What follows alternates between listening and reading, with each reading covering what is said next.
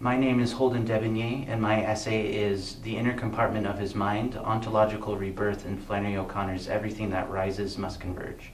I was initially interested in this story because it deals with the desegregation and civil rights movement in the South in the 1960s.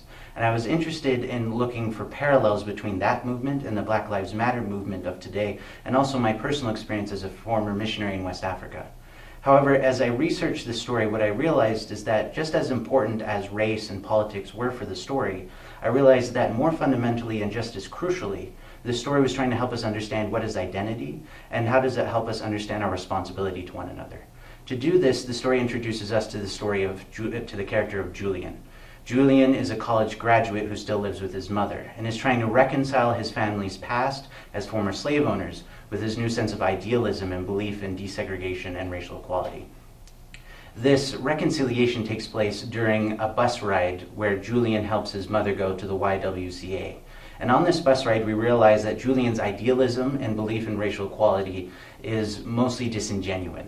As a matter of fact, as Julian interacts with the other passengers and African American passengers, we realize that everything that Julian does is simply to reinforce his sense of superiority and despite his mother.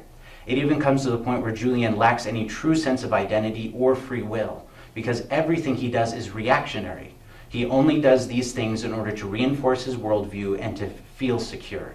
However, this changes once Julian's mother leaves the bus stop and attempts to give a penny to an African American young child.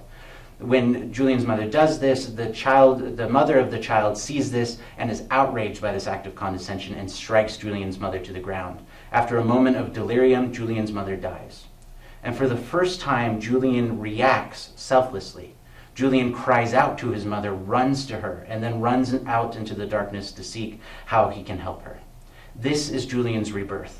For the first time in the story, instead of thinking about how his mother will help him feel superior, he only acts for the interest of his mother. This is ontological rebirth. Before he can answer the question, who am I? Julian realizes he must understand his obligation to the other. And this is how one can have a true sense of identity, is understanding the obligation we have one to another.